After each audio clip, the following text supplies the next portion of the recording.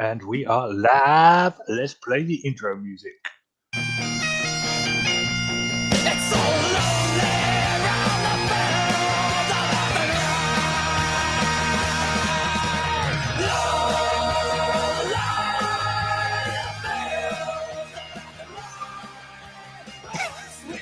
of Is that the Screaming Bastards?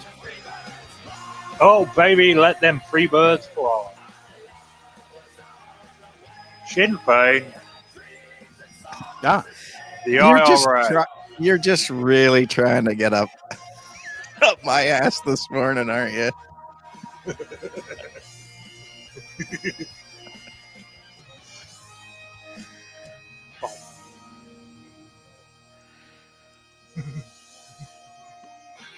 What can I say? I'm still a troll at heart. Welcome, ladies and gentlemen, to this week's edition of the Squatchable podcast, where we talk about stuff that is completely unrelated to Sasquatch because, you know, there's not a lot going on in the Sasquatch world right now. Joining me, as always, from Tennessee, Nikki. Hey. And from Washington State, Power Breakdown. Drinking coffee. Booyah. From Northern Ireland, Kevin.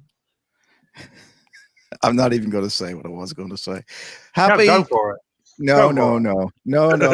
I don't need any shit. Happy Boxing Day, everyone. Happy Boxing Day indeed. And from the swamps of Louisiana, Chumps. Greetings to everyone.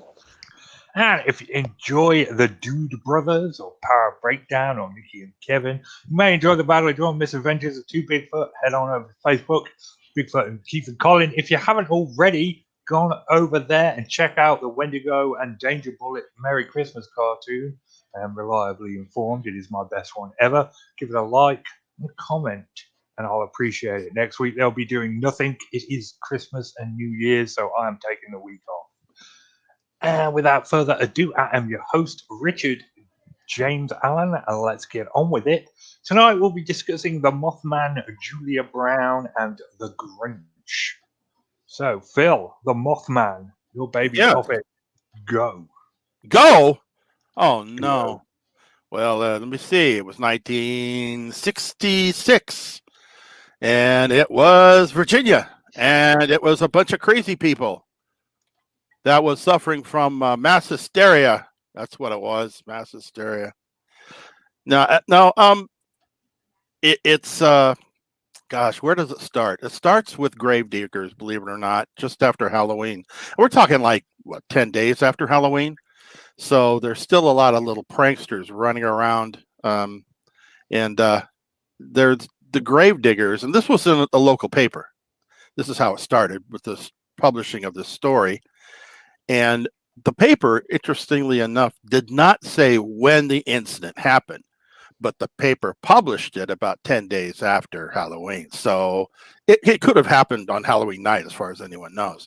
And the story is that these three gravediggers were this was 50 miles north of Pleasant. What was the name of that town with the bridge? Point Pleasant. Point Pleasant. And it's about 50 miles north. And they claimed that they had seen this figure in a tree that was shaped like a large bird. And it slowly rose out of this tree and was flying around above them. And it was huge. And the wings, instead of being white like an angel, was black as night type of thing. Interestingly enough, though, these gravediggers, they didn't have a name. They just said these gravediggers in this small town were out working their craft. What was it? Halloween night, digging a graveyard. See what I mean? And this the story really got around, and people were beginning to talk about it. The guys at the local barbershop, you know how it goes. 1966, a small town. What can you expect? You know, it's like their entertainment. It's like their local soap opera, right? And it was that was the first week of like November, and it was 2 weeks later that the story really took on a bit of its own, because now we had some real witnesses to the Mothman. Can I ask you a question, Phil? Just as a question. You bet. Well, no, were the gravediggers? They weren't the tricksters or malevolent people, right? They weren't accusing them of being revenanters or whatever you call those people who dig up bodies and use them for. They were just working in the graveyard digging a grave. That's the story. The story was that they were just in the graveyard digging a grave, and that Okay. they observed this thing going on. If you want to know who the real tricksters were, it was the newspaper, as far as I'm concerned. I think the whole story was just basically made up, or someone came in with the story and they said, "Hey, look at this, an anonymous reporter. Let's go ahead and print it," because it just sounds so weird. Okay. And it was around, I just wanted to clarify that. I didn't. Yeah. I didn't want to. Yeah. Go ahead. I'm sorry. Oh, I'm sorry. Oh, no. If you have something to interject, please, by all means. The second incident, which is the one that made it very popular around the area, was where the 4 teenagers are in this car, and they're coming back into town, and they're passing by what is known as the old abandoned TNT plant. There's a country road that runs along it. And as these two young couple in this car, the headlights hit something up ahead, and according to one of the boys in the car, it had glowing red eyes, and it shuffled along on these short feet, and then it took off. It had wings and it flew up, and from that, the story becomes expanded, and it was flying next to the car and behind the car, and the car was trying to escape this thing, and traveling at speeds of upwards of 100 miles an hour, trying to get away from it, but it stayed right next to the car. And all of this was promulgated by one of the gals in the car, who was a freaking lunatic, very, very sensitive type of person. Let me just put it that way, and prone to imagination. And she became hysterical in the car, which affected everyone else in the car. I mean, you could just well imagine. I think her name was Mulberry or something like that, and you imagine her screaming and whatnot, and people, hey, there it is, it's over here. Here's the problem though I had with the Mothman. Oh shoot, why spoil it? And then all of a sudden she gets into town with the other 3. They run to the sheriff's department, and she's screaming and crying and everything else. The mother comes, and she has to comfort her daughter. And she was in such hysterics, and of course the other 3 by that time had gotten up to that point, and the sheriff decided he would take a posse out to the old TNT plant just outside of town and find out what this thing was. So his department, the fire department, and several hundred local citizenry from the town decided to go out there. Then they're driving up and down the old country roads, stirring up dust and looking around at the TNT plant, trying to find this thing, whatever it is. That was the second sighting. Now, from that point on, it became quite the deal locally to report sightings of this black humanoid type figure. And it wasn't until decades later that a writer from New York came down to investigate, and he came out with a book called The Mothman Prophecies. And that's what put it on the international map. So it all began in this supposed graveyard by these supposed gravediggers and a hysterical girl in the backseat of a car. That's what started it all. And I mean, I can go into more detail if you'd like. I think that who was the author of the Mothman Prophecies? What was his name? Barry? No, I can't remember his name. He tried to tie it in with aliens. In fact, I think the first Mothman Prophecies actually had something about Mothman from outer space or something. It was he tried to make it seem like it was an alien invasion type thing, and then it was rewritten later in the early 90s. Thank you, John Keel. And that's what gained the interest of Hollywood, and they did the movie finally. But a lot of that is supposition, um, especially when it has to do with Mr. Cold. You guys heard of Mr. Cold? Yeah. Yeah. No. No. No. Huh. Yeah. I can't remember what was his first name. Started with an I or something. No, it's Adrian Cold. Adrian Cold. Yeah, that's it. Adrid, Sorry. no, Drid at the end. Adrid Oh, Cold. yeah, that's right. But He was that, from but another planet. but the guy who reported seeing this gentleman, he didn't have a first name at the time. That was something that John Keel, what his name is. I'm horrible with names, but that's something that was placed in the novel afterwards. He made up the first name, I think, for the novel. But the original report was the man had come up next to his car and said, "My name is Cold," and that's all he said. At least that's what the witness reported at the time. Ingrid Cole. Indrid Cold. Yeah. Yep, that's the Mothman prophecies. Mm-hmm. So here's the thing with that sighting. Okay, again, we're talking 50 miles away from Point Pleasant, and it was like 2 a.m. And this traveling salesman, he's driving down the highway and he sees this strange looking craft hovering over his car.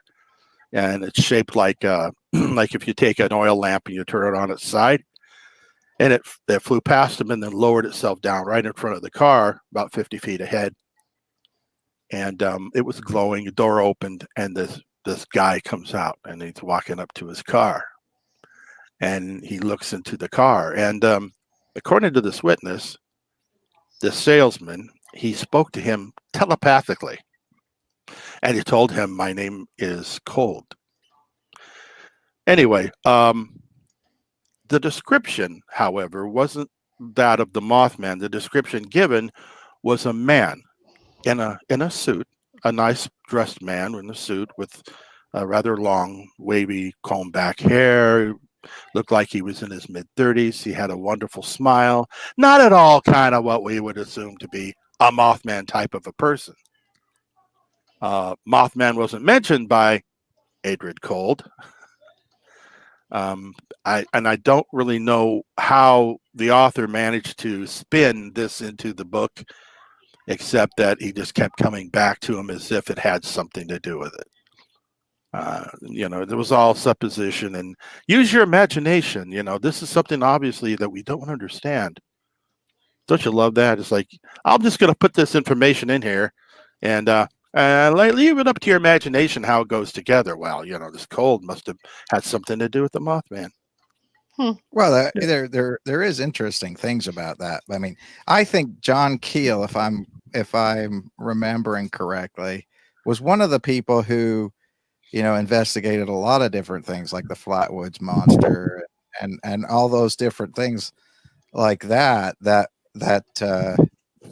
came back, and the phenomenon of the Mothman had weird things in it. It was that it was what do you call that? An omen of doom. Whenever and then later on, after the Mothman came, then supposedly somebody saw it, and the bridge between Ohio and West Point, or not Pleasant Point, Pleasant, Silver Bridge. the Silver Bridge collapsed on Christmas Eve and killed a bunch of people, and I think that it was one of the second uses of the Men in Black. The first one being the Maury Island incident out here in the Puget Sound area that had to do with UFOs. So I mean, it does have everything sort of thrown together, but weird stuff happens, and there's a lot of people see the Grass Man in Ohio just across the river, and then you've got the Mothman thing. And is it probably a bird? Yeah, well, probably, but at the same time, it's you got the legend of Cornstalk, that he put a curse on Point Pleasant and everything. So it's pretty interesting thing, but it is a mishmash of stories put together. Yeah, I find and the bridge fell. Keep in mind, a full year after the Mothman reportings. I mean, he had died down completely by then. yeah, he was And back. They never go Yeah. away, Phil. Yeah, and then he's back. Yeah, they never go away. There was a couple of shop owners in town. I can't remember who came down to investigate it. Some purpose. Well, there's like 200 different reports or hundreds of different reports of seeing the Mothman. In fact, he could only come up with 6 actual reports from people. And according to a local owner of a record store and the barber shop guy, people were always in line to make up a new report about Mothman and get themselves in the paper or whatever, or spread it around town. Yeah, yeah, it became kind of a hobby with people after a while. Yeah, it's funny. At least that aspect of it, where people just love to get right in on it, and who wouldn't? I mean, it's a lot of fun. It's like a trick or treat Halloween type of a situation, right? And I imagine that every Halloween you're going to have people running around looking for Mothman there in Point Pleasant. Hey, Uh, they ran with it, and now you have the Mothman Festival in Point Pleasant with a yeah. statue and everything. They owned it. I'll give them that. Oh yeah. I mean, the statue is pretty awesome. I think. I Yeah. mean, it looks very metallic looking. I don't know what it's made of, but it looks like it's made of aluminum or something, for crying out loud. The original story, though, was the one I would consider, other than the newspaper printing, was the one of the 14s inside of the car, because that was like the most, I don't know, vivid witness story. The only problem I have, though, is it was so overly exaggerated that it's very easy to believe that it was simply an owl sitting alongside the road or perhaps up on a stump. And the red eyes, owls have red eyes. When you shine a flashlight into their eyes or headlights, they show red. And I think it took off, and I think that the one girl became hysterical. Saying that this thing was flying alongside their car. Well, there's no way to see it. First of all, it was the dead of night. I looked up the weather. I did a review on this thing, and it was like a quarter moon that had set 2 hours before the sighting. So it was pitch black out there by the old abandoned TNT plant. There was no street lights. There was an old road made of clay and dirt. And travel on this old road this late at night with no moon or anything, it's pitch black. You won't be able to see out the side windows or the rear window at all. The only thing you're going to see is right in front of the headlights, and that's it. And as far as the claim of it being trying to escape it at speeds of 100 miles an hour, keep in mind, you don't do 100 miles an hour on a clay and dirt road in the backwoods, okay? That can't happen. Well, maybe a few Dukes of Hazzard, but I seriously doubt that they were maybe going faster than 40 or 50. But that shows you just how much these people, or these kids, I should say, were exaggerating the story and blowing it completely out of proportion. And it can be well imagined, if we want to use our imaginations, to say that they turned an owl into a Mothman. And that's my opinion. I mean, I know I'm spoiling it, but Oh no, I don't think so. I think it's No, just one no. of those things. I think it's one of those things where a lot of people do misidentify owls and that. There was a story of in sort of Western England that there was an owl man that was supposedly living in a church, your church graveyard, and it's not like you don't see those things. People report seeing big man-like creatures flying around the what do you call it now, Lake Erie and that, so and then out in Washington we have the bat squatch and all these different things like that. So it's it's part of the fact that, and I've misidentified maybe flying things before. I don't know. I have for sure. Yeah, but so yeah, you just don't know. But I think it's a tough thing to do. And you're right. Whenever you're scared and you're you got your emotions going, your And mind it's gets not away. it's not just that, it's just how contagious it is. I mean, I believe that it was all spurred on by this Linda Scarberry, right? The one that's in the car, who was getting freaking hysterical, who had to be in the care of a doctor after the incident, given a couple of shots to calm down. That's how crazy this girl was. And later on, even decades later, she was reporting that poltergeist activity in and around her house, and had seen the Mothman on several occasions, once on top of the roof of her house. So this kind of gives you an idea where this Linda Scarberry was coming from the get-go. Yeah, but that being said, I do want to clarify some of that. At that point in time, you could get the strongest sedatives from your doctor. They would just hand it out to you like candy. Yeah. Yeah, Rexall drug. Well, yeah, I mean, that's just supposedly what Rexall happened drug. to Marilyn Monroe and all that. That basically you could, between diet pills, which are basically amphetamines, and the other stuff that that would calm you down. So you got sedatives and amphetamines, throw some booze on top of that. I mean, I'd be surprised that I wouldn't have seen the Mothman. Yeah, well, they were experimenting with LSD at the time too, and the Rolling Stones had Mother's Little Helper. So there you go. Eagle owls get bloody massive though, and they are plentiful in West Virginia. So are cranes, by the way. So are cranes. Yeah, cranes are huge, massive things. Some people thought it was possibly a crane, but owls are the ones that their eyes turn red, and that's the only reason I kind of stuck on that. And owl, if you have a great horned owl or something, their wingspan is 6 feet. I mean, eagle owls, great horned owls, these are big birds, and they get massive. People say, "Oh, it's an owl. They have a little tiny wing." No, they're 6 feet. They are big birds, and they can turn their head all the way around, and they don't have any necks. Like what supposedly the Mothman sort of looked like. So yeah, if you take the Mothman drawing and you reduce it down to the size of an owl, and then just add the shut. Oh, by the way, speaking of which, the brother to Linda in the car described it as having white wings, specifically in the newspaper article. White wings. That's totally an owl.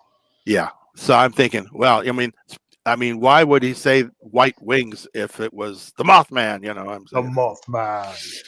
Prophecy, the destroyer, the bringer of bad news. I saw Mothman. That's my favorite aspect of the Mothman tale, is how it gets attached to every great tragedy that happens in the United States. I mean, you get all these pictures, these supposed pictures of the Mothman hanging around just before all the disasters like 9/11, the bombings, all that stuff. And They even had a picture of a Mothman up on a girder of a bridge. It's of course it was a guy in a costume up on a girder of the bridge, and then actually produced or published it as a photograph of the Mothman on that bridge that fell. Yeah. But without realizing, they did rebuild that bridge. So this is obviously a later photograph with a guy in a Mothman outfit. Uh-huh. Yeah, it was the New Jersey Devil. That one. He went on vacation. He headed south for the winter. Well, I don't even think it's that south. I think it's directly. Is that directly west? It's not that far away. You have to go over what is that? It is south. It is south. It's south. It's south, but not by much. A few hundred miles, maybe. I don't know. My ancestors traveled through that area anyway, ages ago. I don't know, Phil. I think you're kidding. I think you're killing off a money-making enterprise, and I don't like that. I know. I could be on the next TV show talking about Mothman and how it's It's relevant. it's just an owl, man. It's just an owl. Speaking of which, Yeah. join me next week on the show where I talk about Mothman being real. There we go. Oh, shots fired by Kevin. Oh, Kevin, come isn't on. it true? Isn't it true that this thing followed the car at 100 miles an hour? Now, what can do that? But As long as that, I mean, it turned up at people's houses. supposedly, Supposedly turned up at people's houses, stalked young couples. People were seeing red eyes. I mean, that dude got around. Let's Yeah. be fair. This was And not you a have to- cryptid right. like Bigfoot that was content to sit back and just do nothing. This Yeah. guy got involved. He now took you it didn't on the have to road. look for him; he just showed up. He just Yeah. showed up. And if you say anything with "could it be," and then the statement, then that's Right. totally cool. Yeah. Could it be that? Nikki and Chubbs have been rather quiet on the old Mothman subject. What do you guys have to think? Go ahead, Chubbs. Crickets. Oh, okay. Well, I've always thought the most interesting thing was the sightings, like y'all said, around other disasters. Like it morphed into other things. Also, the first report with the car, it's so far back that they saw something, but probably not a Mothman, obviously. But it's back then there wasn't people trying to hoax and all this stuff, so they were hysterical for a reason. But I'll go with the owl thing, but I'd like to point out that the movie, The Mothman Prophecies, has literally probably nothing to do with the actual story. They go so far off track, so don't use that as any guide, the one with Richard Gere, because they use like telephone, like the Mothman uses the telephone in the movie. It's weird, Right. but Right. they took the grain of salt from the story and ran with it. But the original story, it's on Monster Quest and all this stuff. Yeah, something flying around the TNT plant, and it's a cool story. But I'll go with owl because I've seen really big owls in my time. So It's yeah. interesting. The night that they were out searching for the Mothman, just tons of the local kids and teens with flashlights got inside of the TNT plant, and they were running around scaring each other and stuff. It was pretty. People outside the plant could hear them squealing and laughing and yelling and stuff. Another Mothman. Well, Anyway. I think that there's like bunkers out there that you can get. I mean, from what I've read, there's like bunkers that they're like little pyramids or something, and they used to keep all the munitions in them. And in case because you have to keep it separate. So if Right. something does blow up, it's only blowing up one thing and not the whole joint. And I mean, that was sort of a make out paradise over there. It's from what it sounds like to me. And so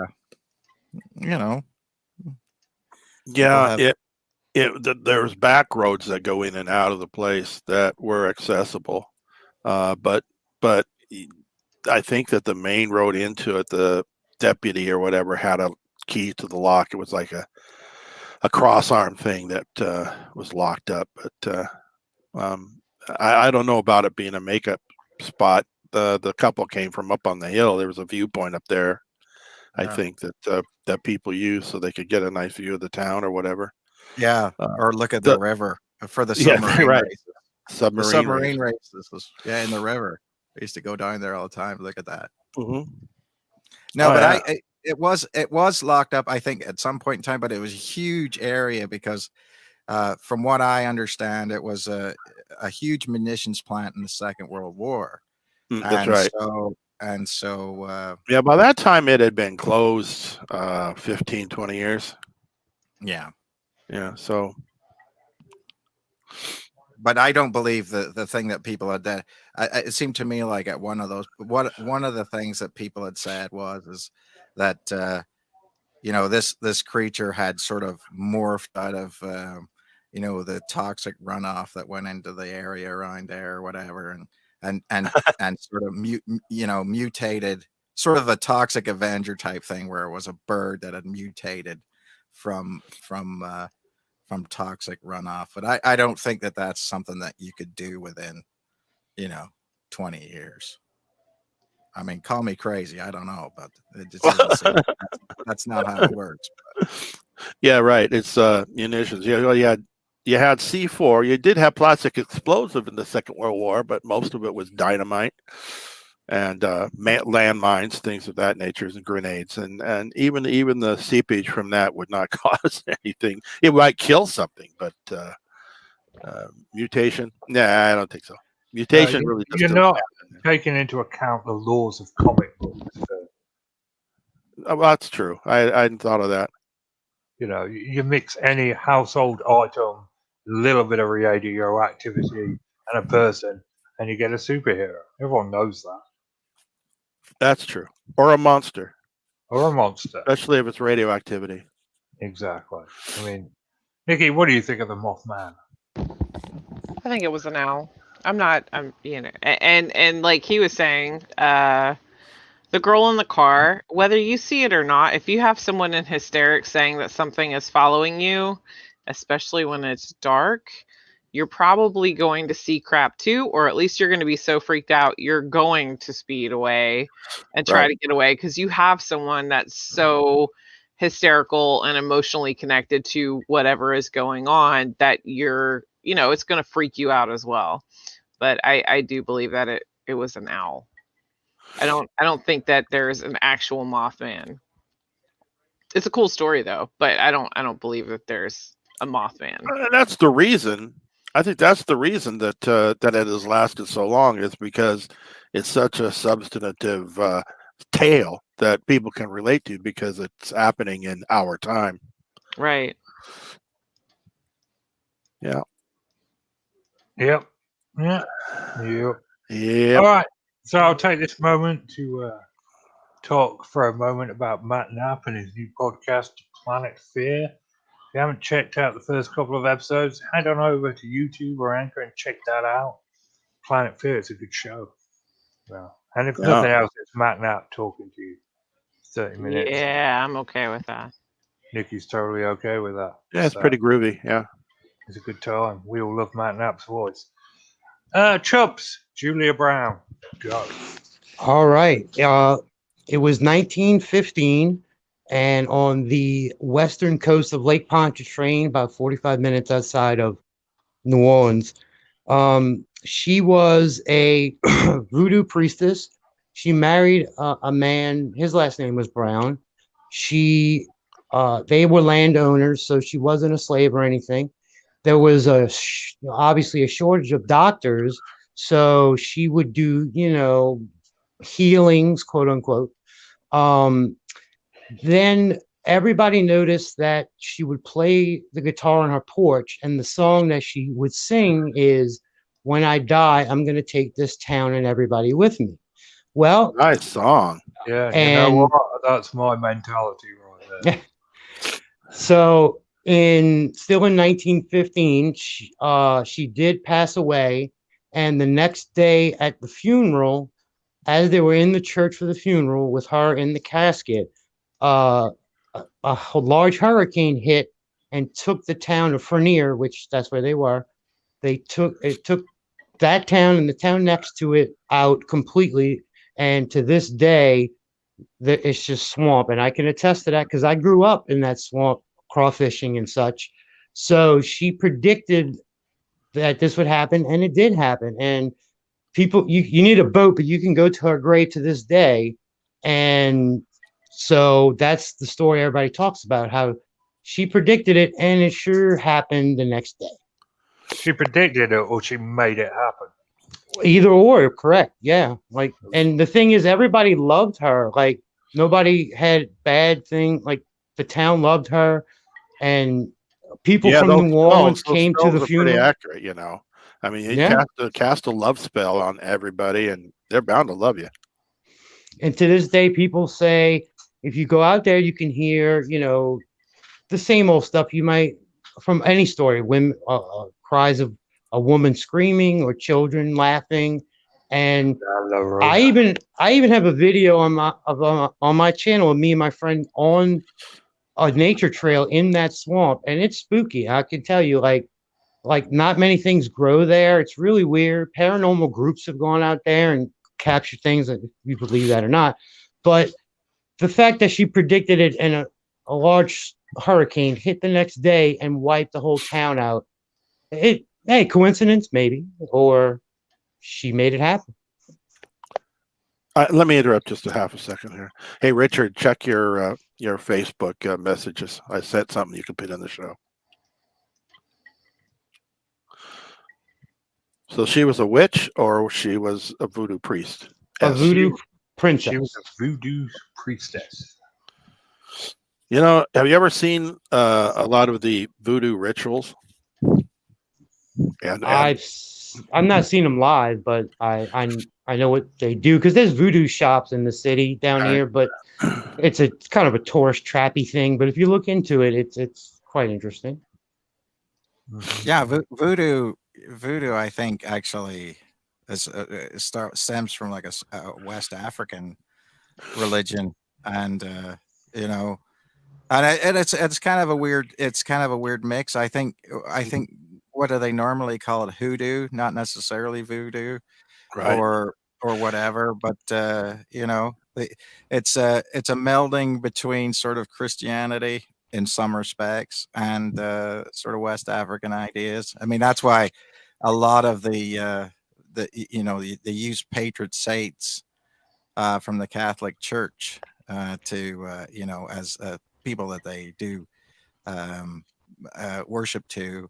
But I think that that's just a cover up of the fact that, you know, somebody said to them, you can't do that because it's not Christian. So they said, okay, well, yeah, we revere St. Patrick. I mean, that's an interesting thing, is that, you know, St. Patrick, and that's the only reason I really know about it, is became the cover story for the snake, you know, like the snake god or whatever, because, you know, he supposedly drove the snakes out of Ireland. So, I mean, it's an interesting thing, mix of stuff. It's but purely sort of Americana at its best, you know. I've seen seen some of the you know, the Jamaican voodoo priestess, and they'd be sitting there with a bottle of rum, and they'd cut off the head of the chicken and leave it hanging there, and they'd take rum and spit rum onto it and stuff. It's just really weird stuff. Well, yeah, but I mean, you know, you can't, you know, is that it's weird by our standards, but then at the same time, I don't know. Oh if there's yeah, not, yeah, that's what I meant, of Yeah. course. yeah, but I mean, but at the same time, you know, you can never.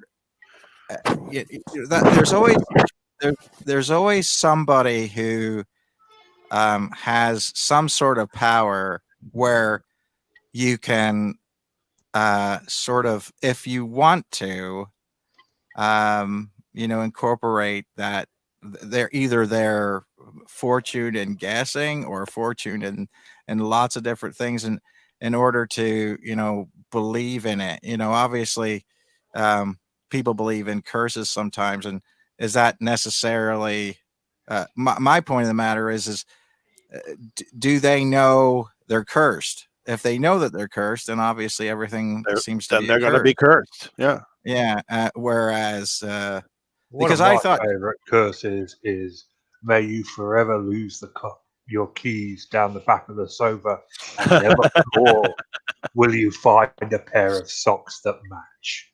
right. But I think That's Richard's level of cursing, and I find I've got a pretty good success rate. yeah. but I think, you know, there were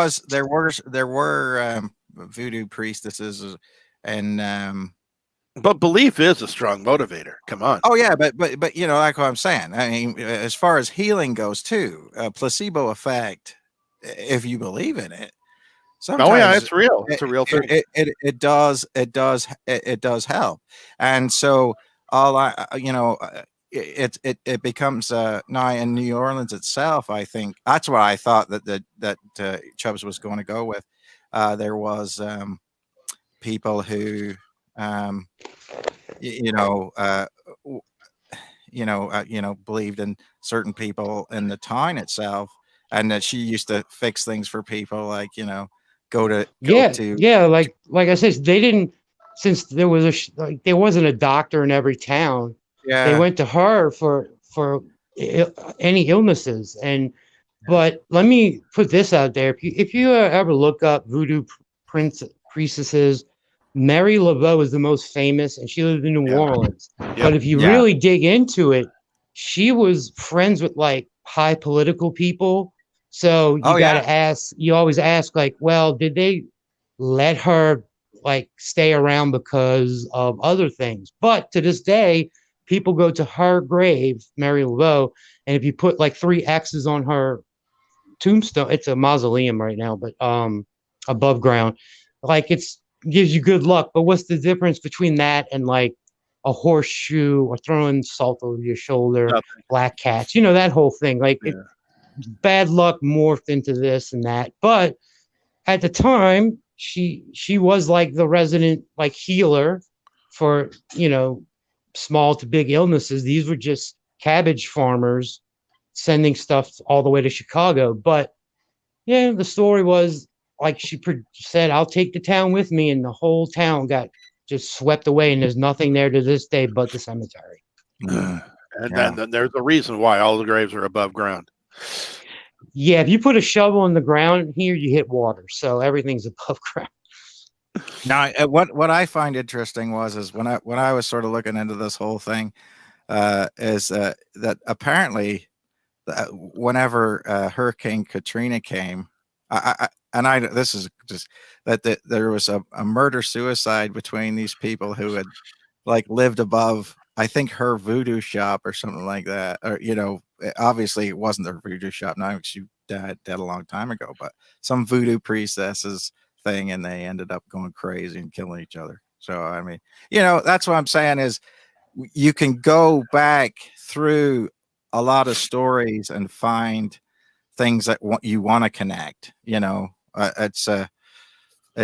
you know, I mean, I know somebody. I mean, personally, I know somebody who said that they put a curse on a certain family, and then everything bad that ever happened to that family since the 1920s, that was because of that lady. You know, Well, and you know, that, there are practicing witches nowadays that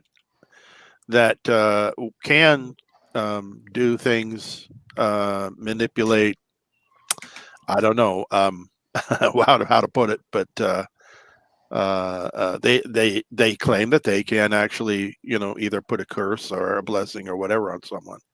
yeah. Oh no, Uh, I've met people, known yeah. people that claim that they can do that. And so, but it's interesting. You know, that in the weird life of Kevin, you come across these weird people all over the world, and you know, that's the thing that Nikki's done witchcraft. Nikki's what? Nikki's done witchcraft. I have. Oddly, you know, as much as I'm a skeptic on a lot of stuff, I'm one to believe that she was able to manifest something to happen. Yeah. Do you do the crystals and I used to, yeah. candles? Oh, I okay. used to. Yeah. She's Well, really good with sage. She wanders that around with sage, and the power of Christ compels you. Yeah. He laughs because I've spiritually cleaned houses on more than one occasion. It is something that I've done a lot of. Well, Native Americans, that's, you know, they're into smudging. They use you know, they go into their well, I'd like to say a hot house. It's a sweat lodge. thank you, sweat lodge, and they'll use branches, and they'll burn the was it the cedar branch and so forth, and purify themselves. And I think that's kind of where the modern day, you know, ghost hunter, aka spiritual cleanser, that's kind of where that came from, is where you can burn sage and cedar and so forth and cleanse a house and pour sea salt around the perimeter of a house to protect it from spirits and so forth. Mm-hmm. Yeah, but but I don't want to get too far off base here, because we already have, but you know. No, but I'll take up too much time. But I'll just say, you got to be aware of the religion of the spirit that you're trying to clean before you start using the traditions of someone else. I just think about that. Just think about that. That's all I'm going to say about it. Because Well, it's just if like you, people who are talking like they're talking to a spirit in a haunted house, and they're in Germany, and they're saying, "Can you hear me? Tell me what's going on," and they come back in English. It's yeah, the but a same lot kind of of Germans can't speak English. thing. Don't go there. No, but I know. I'm just saying. I'm just saying that if you went into a Christian household and you use the method of banishment Right. or to try to move somebody across, that they would deem as pagan, Yeah, instead of using a Catholic priest, I get you. Mhm. they're not going anywhere. And as a matter of fact, they're probably going to get mad. And that's I've brought that up to several people and then have become blacklisted for saying Oh, come on, saying the ironic truth. Black But Irish. anyway, huh? I said now you're Black Irish. You've been blacklisted. Oh, brother, you know how easy it is for me to get to piss people off. Yes. I just have to open up my mouth. But that's one of the things I like about you. Yeah. But Chubbs, I do agree with you that those are interesting stories, and I think that there's all kinds of stories in the bayou about the towns like that sort of show up in the middle of nowhere like that, and sort of have I think that I've heard another story like that of a sort of a town that just sprouted out of nowhere and just disappeared in a day. Or maybe that is the same story, but No. I mean, but it does happen, and it's great as an afterthought to go back and say and make up the story that she said that she's going to destroy the whole town. Of course, the story what didn't happen before the town was destroyed. It happened after this town was destroyed that the story came out. Everything's always after the fact rather than before the fact. Like someone who proclaimed they knew that 9/11 was going to happen, but you didn't hear about it until 9/12.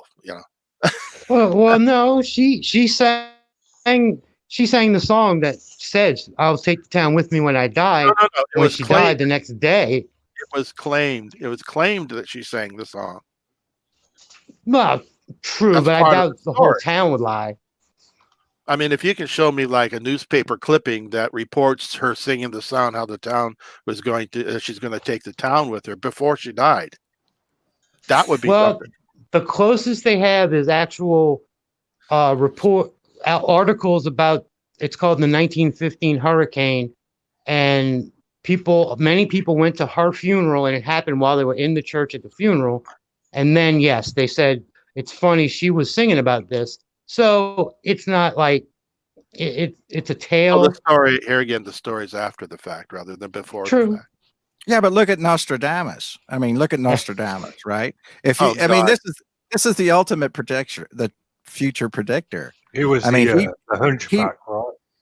he if he predicted it ahead of time and wrote it down, and then somebody can go back and look at it and say, well, that's what he meant, Right. then that's it. And then you can make all kinds of different, predictions about, the fact, oh, well, he couldn't have predicted it and then wrote it down exactly what he meant, because if he did, then he would have been deemed a witch or a wizard or a warlock, and he would have been burned at the stake. If he did, then it would be pretty obvious that he was wrong, and he would be chastised for it and called a hoaxer. You have to make things vague. It's just like what's her name, Brown? What's her name? What's her name that had I it? know who you're talking about. Yeah, she had a TV show, and she would, yeah. Yeah, Miss Cleo? No, the old broad with the blonde hair. Mystic Meg. Anyway, so I mean, she was proven time and time again to be wrong on most of the stuff that she said. Remember, she's the one that that said, "Oh yeah, your son is dead," and the people were on the show that was trying to find out what happened to their son, and she says, "Oh yeah, he was kidnapped and he's dead." And then like 3 months later, he shows up. So. I shouldn't laugh, but that's pretty funny. Oops, But guys. there's That's a bad. difference, though, between being all vague and stuff and saying, I'm going to die, and then this town is going down, and then a hurricane rocks up and destroys the town. But here's the thing. you could tell a story about something that happened 20 years ago that didn't happen. For example, let's take Mount St. Helens. Well, there was a guy, a hermit, that lived in a cabin, Mount St. Helens, and he says, and in 1980, what's going to happen is this, and he wrote about this in his diary, and the diary, of course, was lost with him, old Charlie. Anyway, and I can make up a story about old Charlie and about these predictions of his. And there are a great number of people who believe it because they want to believe it. They want to believe there's something beyond us that we don't understand. And without realizing, I just made it up. Charlie didn't really say this. He really didn't have a diary. No. I'm going to say I'm going to be the antithesis of you today, Phil. I'm going to say there are things beyond our understanding that we don't Thank you. get. Yeah, There okay, is more in heaven and earth that is dreamt of in your philosophy. Yeah.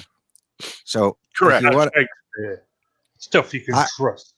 I'm saying if I ever see Chubbs and he says to me, "You want to go out in the middle of this, swamp and go check this town out," I would be there 100%. But that's just like I said. I would go with him, and I would think, okay, it's possible, and I'd love it. Well, Louisiana's an old place, man. Not It's that a I really would. old place. I I would mean, jump. you got houses for sale in there that have red signs that say "not haunted" underneath the for sale sign. And I don't really believe in ghosts, but I'm like, oh, that place is haunted, like for real haunted. Know what I'm saying? I'm balls deep where it comes to voodoo. I believe in it 100%. I'm like, yeah, that stuff works. You can call me a moron. Yes. Voodoo is a real thing. There are herbal treatments that are a real thing that work. There's placebos. It does work. No one's saying that voodoo is something that does not work. It does, in fact, very, very much so. And I think it's the amount of believability, how much into that belief system you are buried. Obviously, let's say a tourist coming into town who are skeptical about it, they might get a mild effect, from whatever it is. But boy, if you're born and raised there and you're raised to believe it, and some voodoo priestess says this is for you, this is what's going to do, but you have a better chance of healing yourself. Yeah. But I mean, that's all I'm saying is that people have to take into account that human beings are not logical animals; they're emotional beings, and so therefore, it's hard to say. That's all I'm saying. I'm not trying to beat up. If anybody wants to be skeptical of it, then that's great. But I do know that a lot of people who practice sort of what I like to call nature medicine. And spirits, things like that, a lot of times you can get some benefit from it, but that's all I want to say. Hey, did you guys see the Mothman in the latest photo just on the show here? Yeah, thanks for that, Phil. Yeah. Seriously, thank you for that. Okay, yeah. So, Nikki, what do you think of the whole I already spoke. Oh, you did. Okay, fair enough. Chubbs, the Grunch. Go. Okay. The story goes, not long after New Orleans was like settled, you're talking in the 1700s, a group, and I'm not joking here, this is the story. A group of albinos and dwarfs were exiled to a place that we call now New Orleans East, and they went down this main road and they started to inbreed because nobody would work with them. So they would put wounded animals, especially goats, out on the road, and when you would stop to and help, that's when they would consume you because they were cannibals. Now, to this day, it morphed into the product of the inbreeding was basically a chupacabra type monster. And there's pictures, I say pictures and I'm doing air quotes, La now Chupacabra. You know, like anytime spikes from the someone- back. yeah. No, Anytime so I mean someone- that's the story. Like they say, don't ever get out your car on the road because they'll put wounded animals. And Katrina supposedly made them move to a different spot, but that's one of our urban legend scary stories. And I've been to that area, and it's just woods and swamp with one paved road going through it. But I've never seen anything. I'll say that. But to this day, people swear they see an albino or a chupacabra monster, and there's pictures of the road with a black splotch, and you're like, oh, look there. But it's like a blob cabra. Oh, But I thought I would Trojan horse a chupacabra type story in there for Richard. But Chupacabra. I'm a fan. I'm a fan. A blob. Well, let me ask you a question, because I I don't really know that much about New Orleans and the different things like that. Obviously, New Orleans is named after Orleans, where Joan of Arc was from or something. But was that sort of a penal colony for France as much as anything else, or was it always more of a town like that where I mean, No. so my the thing, history, history we're really told the most is that we've always been a port city. Right. Like we're mouth of the Mississippi goes right up to us, and then we have the French Quarter. John Lafitte was, his name's everywhere. Barefoot pirate. Yeah, he was a pirate. I actually have his flag. It's an arm with a sword. But anyway, so that's mostly what we're known for, is being a port city, because that's where all the boats would end up. But yeah, you have a mix of French and Spanish, and then Cajun, out as you go further out from the city. So we're a big melting pot, but a lot of stuff is in French. I'm sorry, Richard, but that's, they call it the French Quarter. So I'll forgive New Orleans for its Frenchness. but now Yeah. we're actually changing a lot of names, because we had like Robert E. Lee Boulevard, and they're changing all the Confederate names for good reason. And the statues have come down, and There's no reason to change that. well, all I'm saying is up until a sort of Louisiana Purchase, obviously that was part of France, and Right. so, and what I was trying to get at is obviously a lot of people were sent to the Americas and penal colonies, because they didn't have room in France that could sort of keep them, and so the best way to get rid of them was to sort of put them in in some Central American or American port or town, and say, okay, that's it, knowing that they'd never come back because they'd die of the swamp fever or some sort of cholera. no, see, we have like very old prisons, like one's called Angola, and it's in the middle of a swamp. And they always say, like, you can try and escape, but then you're out in the swamp, you'll be eaten by alligators. So like there was no like prison colonies, but we have a lot of forts and a lot of like this Chalmette battlefield where you get the Battle of New Orleans, obviously, and see the whites of their eyes. And I remember 1814. Yeah, and then the French helped out again. Sorry, Richard, but the French helped out us in the Civil War. So a lot of French influenced that. My son, who's 7, has French in his grammar school class. So a lot of French around here. Obviously, we all know the French to be nothing but garlic munching surrender monkeys. But in this case, we'll let that go because, But if you want to Louisiana. hear a really cool song about a sexy voodoo priestess, just Google Dark Rum by Phil Poling and listen to it. Yeah. I'm not, no kidding. I wrote a song about a voodoo priestess. I dread. But you know what? I'll find it. It'll be the intro for next week's show. Sure. whatever. Yeah. If as long as there's not a lot of swearing in it. No. It's a song, man. Yeah, well, your last song, Mrs. Tom DeLay, is about a pedophile. Let's be brutally honest. That all was never meant to be published. right? So, but you know what? I will find it, and we'll go ahead and use that for next week's Oh, intro. great, wonderful. I So thought the you were current- saying Tom DeLonge. And I thought you were saying Tom DeLonge in that song. Don't you dare! Oh no, that's why Don't I you could dare besmirch the greatest band what has ever existed.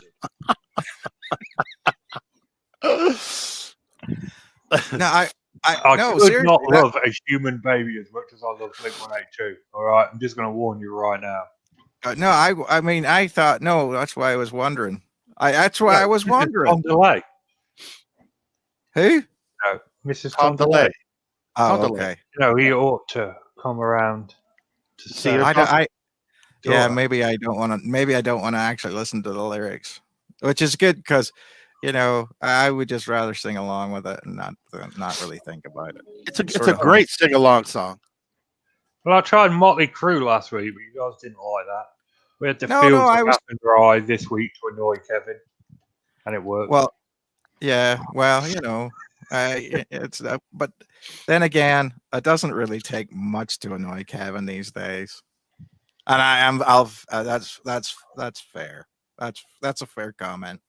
We're all in a short fuse, which brings, we're going to wrap up the show now. So, Merry Christmas to all our listeners. It's been a shit year. Let's be honest. Let's be completely 100% honest. It's been a horrible, horrible year. We've had a plague, the American election, Brexit. Just drags on. It's been terrible. So, just go ahead and turn to your loved ones, give them an extra hug this year. And then put the gun to your head and pull the trigger. No, Stop don't do that. No. I'm not, Whoa. no. I'm not suggesting they actually do that. I'm talking about. Disclaimer: he means in Minecraft, by the way. I meant a little squirt gun. Before you give the squirt gun to the little child, show them that it's safe. Yeah. Get a squirt gun, fill it with rum, and then put it in your mouth and pull it. Yeah. through. Whiskey Dark gun. rum. If Dark you're only rum. if you're playing whiskey gun, you can do it. If you don't take the lead. I have used the slammer gun, which is half tequila, half 7-Up. But for real, it's been a terrible year. So give your loved ones an extra hug and kiss this year, and be grateful that we're all still here, still kicking ass, Still queer and get used to it. And look, we've doubled our co-hosts Yeah, this year. I mean, I was going to do a year in a review, but there hasn't really been that much happening this year. So, next week, Kevin, did you ever think about something you wanted to talk about? I will. Yes, I think I have one or two things, but I want to just sort of go over it with you as far as what you'd want me to do, and then we'll go on that. But it'll be good. It'll be just. Do you want mythology or do you want true crime? I guess that's the question. I don't know, whichever one you're most passionate about. Well, I mean, I like mythology. Irish mythology. All right. So mythology. What do you want from mythology? What do you want to talk about? Pick a subject. I would like to talk about the Ebu Gogo. Ooh. The Ebu Gogo. That's some quality Irish mythology right there. Well, I think I should talk about leprechauns myself. Well, the thing that the Ebu Gogo was not, obviously that's not from there. That's from the island of Flores, but that's so that. But what I want to say is, okay, how about this? Little people. I'll talk about little people. Little people, right? All right. So join us next week. Kevin will talk about little people, and I will discuss the mystery of the Watcher. All hail the Watcher. Are we talking like Anthony Stewart Head, the Watcher? Because I'll talk all day about him. No, we're talking about the Watcher. You could throw that in if you want. want. To me, he is the Watcher. What are you talking about? The stalker dude, the Watcher. Oh, okay, Big brother. 657 Boulevard Place. Mm-hmm. I thought you meant Uatu from Marvel, but okay. Well, See? You guys have seriously never heard of the Watcher? No, I'm no. messing with you. Yeah. Okay, well, next week you'll hear about the Watcher and Little People from Kevin. And I'm going to be putting up a video about the Turkey UFO recordings. Turkey UFO record. Ooh, nice. Yeah, Turkish delight. Turkish delight, light in the sky. Yes. Nice. Right. A light in the sky. There you are. Light in the sky. The title writes itself. That'll wrap us up for this week. We will return next week, despite hopefully. It's good night from me. It's good night from the lads and Nikki. Good night.